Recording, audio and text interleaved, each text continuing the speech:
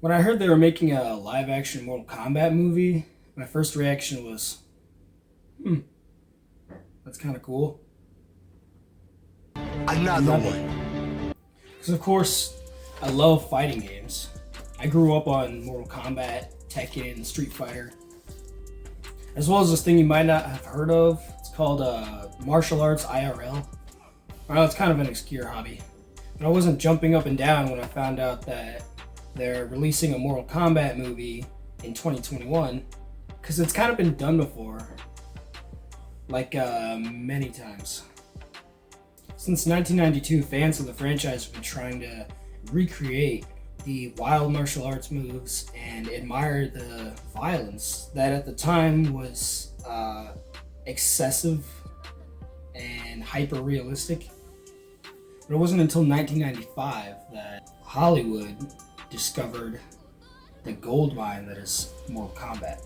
So I decided it'd be a good time to recap all of the live action Mortal Kombat movies, TV shows, web series, and more.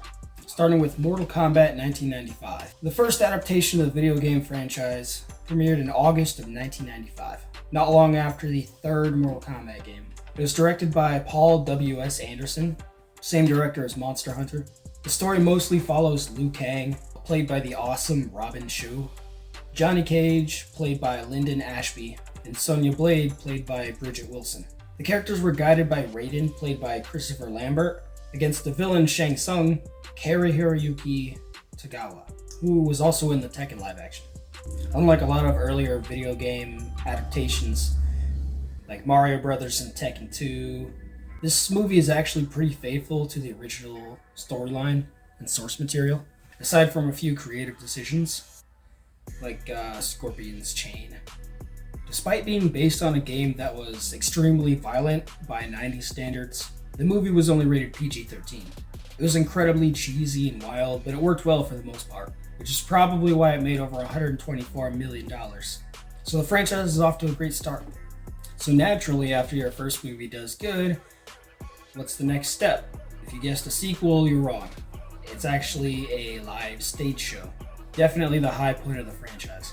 The live production was performed through September 1995 through 1996. The show had a large cast and swapped out actors several times, probably due to the demands of performing live stunts.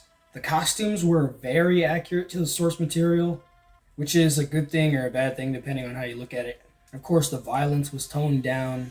I couldn't find a full recording of the actual show, so I don't have many thoughts on it.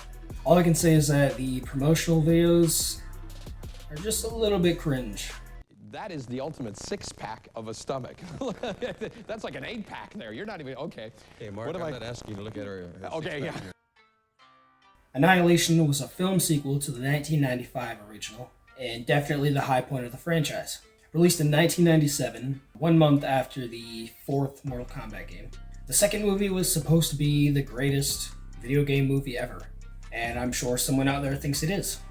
YouTuber Matt McMuscles has a great video explaining the problems in production that this had. Very few original cast members returned. One that did was Robin Shou, but he wasn't really enough to carry the movie, considering the movie's poor reviews. It did manage to make more money than it spent. With a budget of $30 million, it grossed over $51 million. The movie had many returning characters who were mostly recasts, and it had a ton of new characters. Talisa Soto returns as Kitana, James Remmer is the new Raiden, Sandra Hess replaces the previous Sonya Blade, Chris Conrad was the new Johnny Cage for the 5 seconds he was on screen. The story was basically Shao Kahn, played by Brian Thompson, said, "Screw the rules, I have minions," and he decided to take over Earthrealm, even though they lost the tournament. A lot of punching, flipping, kicking, and CGI dragons happens, and the good guys win.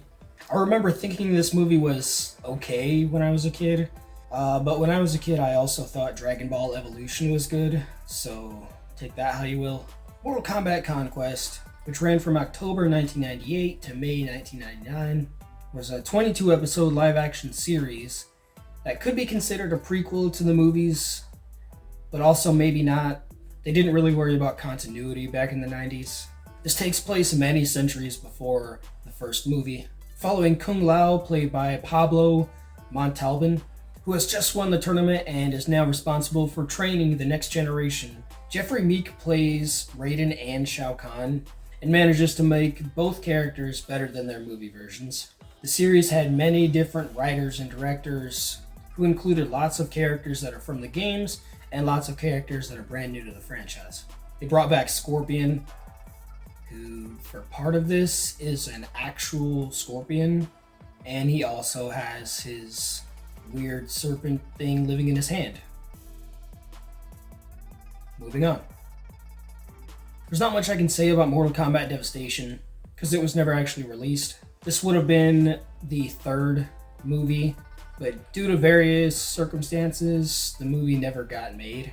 According to Lyndon Ashby, who would be returning as Johnny Cage, the script was actually good enough to get a lot of the original cast back, so that's unfortunate.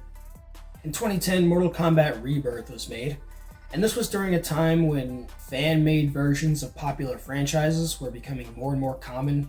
This one was made to get the attention of Warner Bros and to pitch an idea for a new live-action Mortal Kombat for a new generation of fans. And it worked, probably due to its production value, its great cast, and its great action choreography by Larnell Stovall. In its 8-minute runtime, it drastically changed a few of the origin stories in order to seem more grounded. You had Baraka, played by Lateef Crowder, and Reptile, played by Richard Dorton. The cast also includes Matt Mullins as Johnny Cage, Michael Jai White as Jax, Ian Anthony Dale as Scorpion, Jerry Ryan as Sonya Blade.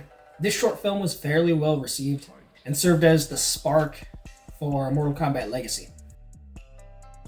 Mortal Kombat Legacy was a web series directed by Kevin Tancharoen, the same director who directed Rebirth, but this time it was backed by Ed Boon and Warner Bros.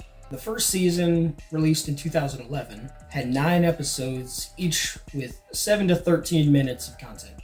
Most of the cast from Rebirth returned, and a lot of new cast members were brought on to play different characters, like Darren Shalavi, who played Kano, Samantha Joe, who played Kitana, and several other great stunt performers.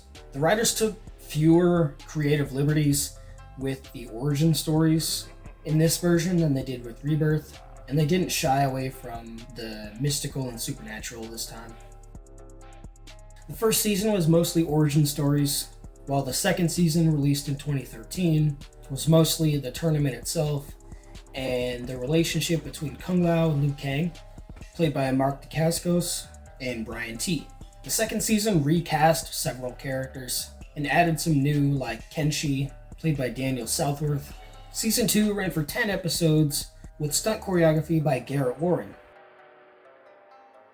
Mortal Kombat Generations was meant to be a third season to Mortal Kombat Legacy, with Garrett Warren, the stunt choreographer for the second season, set to direct this time, with an expected release date in 2016. Many fans looked forward to seeing the conclusion of the tournament, especially considering it ended on a cliffhanger with Kung Lao and Liu Kang about to fight.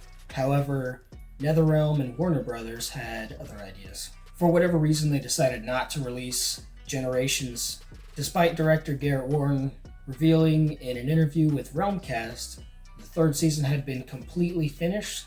The IMDb reveals that a lot of cast members would have been recast once again, and plot leaks revealed it would have followed characters from the Mortal Kombat X game. Mortal Kombat 2021 is set to release later this month, assuming it doesn't get delayed again. I personally have a lot of faith that it's going to be well done, so go ahead and perform a fatality on that subscribe button. That was really bad, don't listen to me.